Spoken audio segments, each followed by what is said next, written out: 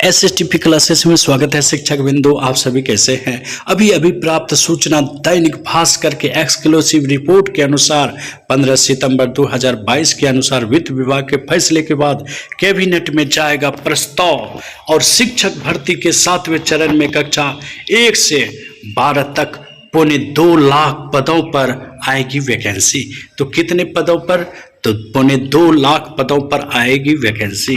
तो आप अभी से कमर कस लें और डिटेल से सूचना प्राप्त करें। राज्य के स्कूलों में कक्षा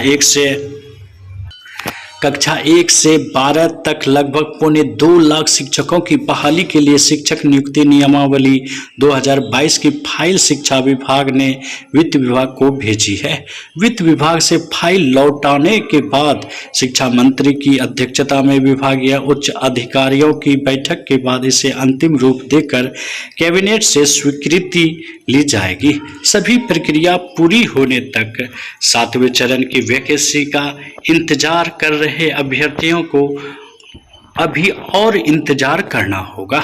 वित्त विभाग को भेजी गई नियमावली में बीटेट, सीटेट और एसटीईटी की रिजल्ट पर 60% और शैक्षणिक व प्रशिक्षण की योग्यता मैट्रिक से स्नातकोत्तर, डीएलएड और बीएड तक 40% वेटेज का प्रावधान है। प्रस्ताव में यह भी है कि 7वें चरण में शिक्षक बहाली के लिए अभ्यर्थियों से केंद्रीकृत सेंट्रलाइज तरीके से ऑनलाइन आवेदन लिए जाएंगे। तो इस बार किस तरह होंगे? तो ऑनलाइन आवेदन लिए जाएंगे।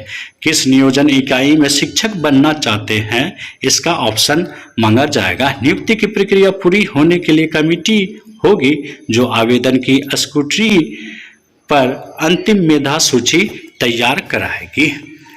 और शिक्षक की भर्ती में यह बहुत बड़ा बदलाव, शिक्षक की भर्ती प्रक्रिया में हो रहा बहुत बड़ा बदलाव।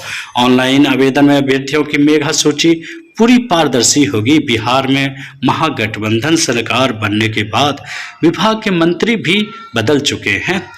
नए शिक्षक भर्ती नियमावली को अंतिम रूप देकर कैबिनेट ले जाने में देर हो रही है। कक्षा 1 से 8वीं तक के शिक्षक बहाली में शामिल होने के लिए अभी बीटेट और सीटेट उत्तीर्ण लगभग 2.5 लाख अभ्यर्थी हैं। प्रारंभिक स्कूलों में लगभग 1 लाख शिक्षकों की बहाली होनी है, जबकि हाई स्कूलों में लगभग 75 से 80 हजार रिक्ति आएगी। पहले तैयारी थी कि अगस्त के अंत तक प्रारंभिक और सितंबर तक हाई स्कूलों के लिए वैकेंसी आ जाए। अब सहमति बनी तो बहाली के लिए यह भी होंगे प्रावधान। कक्षा 1 से 5, कक्षा 6 से 8 और कक्षा 9 से 10 मैट्रिक और इंटर प्रशिक्षण के अंकों के योग को 3 से भाग देने पर मेघा अंक आएगा। इसे 40% से निकाला जाएगा। बीटेट या सीटेट के अंकों का 60% फाइनल सूची बनेगी। 6 से 8 स्नातक और प्रशिक्षण के कुल प्राप्त अंकों को 2 से भाग देकर जो अंक होगा इसे 40% के हिसाब से निकाला जाएगा। फिर टीईटी और सीटेट के अंकों का 60% अंक निकाल जोड़कर मेगा सूची बनेगी। और नवम एवं दसम स्नातक और प्रशिक्षण के कुल प्राप्त अंकों को 2 से भाग देने के बाद कुल अंकों को 40% के हिसाब से निकाला जाएगा। इसके बाद एसटीईटी के अंकों को जोड़ फाइनल में मेधा सूची बनेगी। ये किस प्रकार आपकी प्रक्रिया में काम आएंगे अंक वो बताए गए हैं। अब है कक्षा 11 और 12 के लिए पीजी और प्रशिक्षण के प्राप्त अंकों को 2 से भाग देने के बाद अंकों का 40% निकलेगा।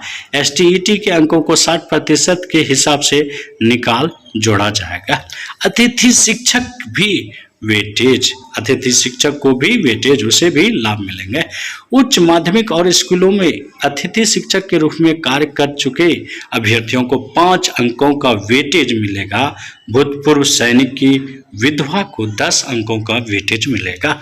तो देर किस बात की, अभी से आप तैयारी शुरू कर दें शिक्षक के 7वें चरण की बहाली के लिए।